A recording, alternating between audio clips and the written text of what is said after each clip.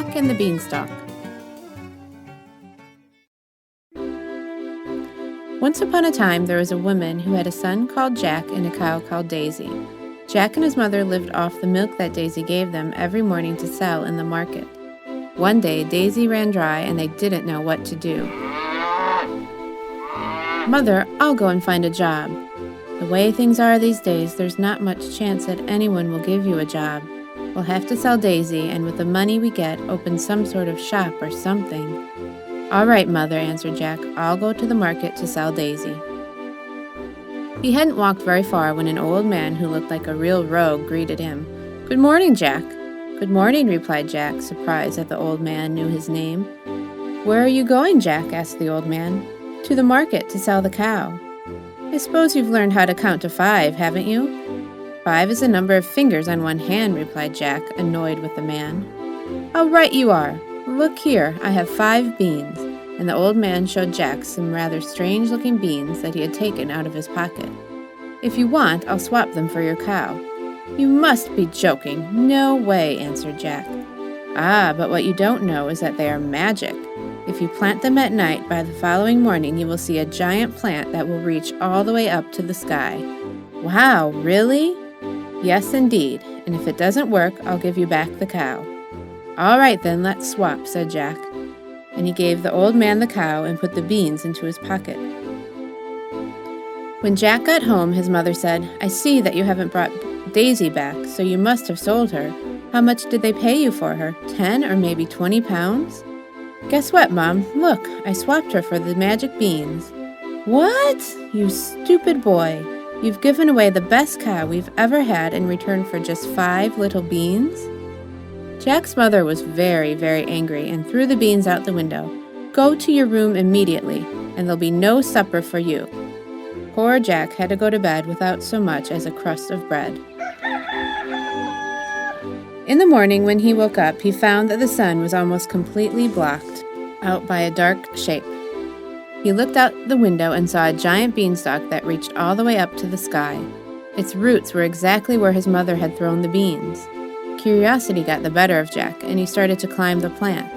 He climbed and he climbed, up and up, till he reached the sky. Then he saw a path, and he started to walk, and he walked and walked until he saw a very big, tall house with a very big, tall woman standing at the door. "Good morning, madame," said Jack very politely. "Could you give me something to eat? I didn't have any supper yesterday, and I'm very hungry." "It will be you that is eaten if you don't get out of here right now. My husband is an ogre, and he loves to gobble up little boys like you." "Oh, please, madame, give me just a little something to eat, and then I will leave straight away," went on Jack. In the end, the woman agreed to let him in and gave him a piece of bread and cheese with a glass of milk. Jack was just finishing off the food when there was a tremendous noise and the whole house started to shake.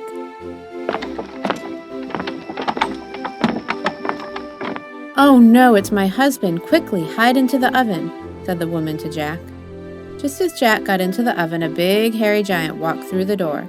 He was carrying 3 calves slung over his shoulder. He threw them onto the table and said to his wife, "Cook me up 2 of these for lunch." Fee, fi, fo, fum, what's that smell?" That smells like a little boy." "Not at all, husband," said the wife. "It must still be the smell of the boy you ate for supper last night. Off you go and wash your hands, and when you come downstairs, the calves will be roasted and ready to eat." When the giant went off to the bathroom, Jack wanted to get out of the oven, but the woman told him to wait until the giant had finished his lunch and was snoring away so he wouldn't hear Jack. Once the giant had finished his lunch, he took 2 bags full of gold coins out of his pocket. And he set about counting the coins until he started to snore. Jack wasted no time. He jumped out of the oven and sneaked several gold coins from the table. Then he rushed out of the house and ran as fast as he could until he reached the beanstalk. He climbed down to his house, and after telling his astonished mother the whole story, he gave her all the coins. For some time they both lived off the gold coins that Jack had stolen, but when they ran out, Jack clambered up the beanstalk again. He climbed and climbed, up and up, until he reached the sky. Then he set off for the giant's house.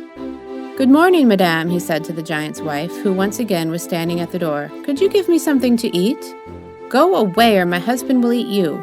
"Wait a minute, you've been here before, haven't you?" Some of my husband's gold coins disappeared at the same time. I think I know something about that, but I'll tell you about it once I've had something to eat." The woman whose curiosity piqued let him in and got him something to eat. Suddenly, they heard the giant's footsteps, and the woman once again hid Jack inside the oven. Everything happened just like the first time. The giant said, "Fee, fi, fo, fum," and ate up 3 bullocks. Then he said to his wife, "Bring me the hen with the golden eggs." She brought the hen to him, and the giant said, "Lay an egg," and the hen laid a golden egg. The giant, satisfied, fell asleep. Again, Jack wasted no time. He jumped out of the oven, picked up the hen with the golden eggs, and rushed out of the house. Just then, the hen started to squawk and woke up the giant. "Wife, where's the hen?" Jack didn't wait to hear any more, but ran for the magic beanstalk as fast as he could and quickly climbed down. When he got home, he showed the hen to his mother. "Lay an egg," said Jack to the hen, and every time the hen heard those words, she laid a golden egg. But Jack wasn't completely satisfied. He wanted to see the giant again. So he climbed and climbed, up and up the plant until he reached the top.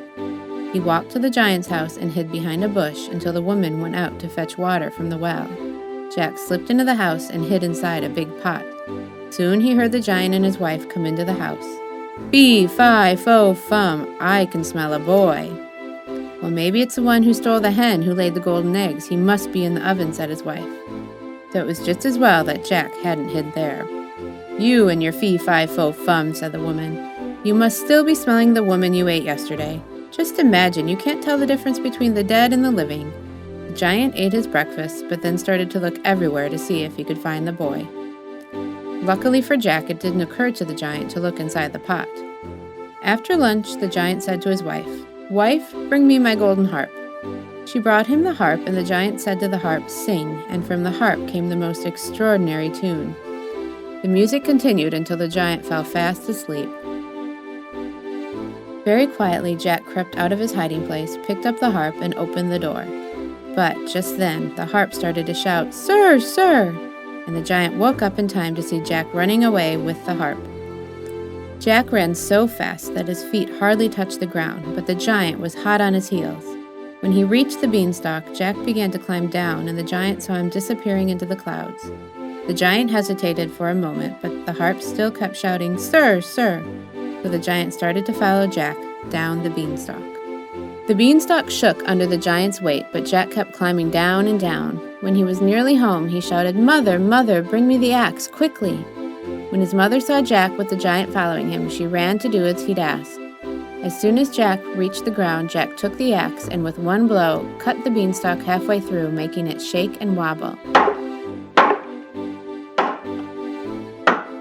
At this, the giant stopped to see what was happening. Jack hit the plant with the axe again, and this time the beanstalk snapped completely.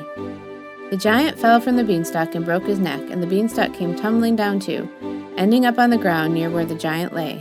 So that was the end of the giant and the magic beanstalk too. Jack and his mother, however, became very rich by selling the golden eggs and charging a fair price to all those who wanted to listen to the wonderful music that flowed from the harp.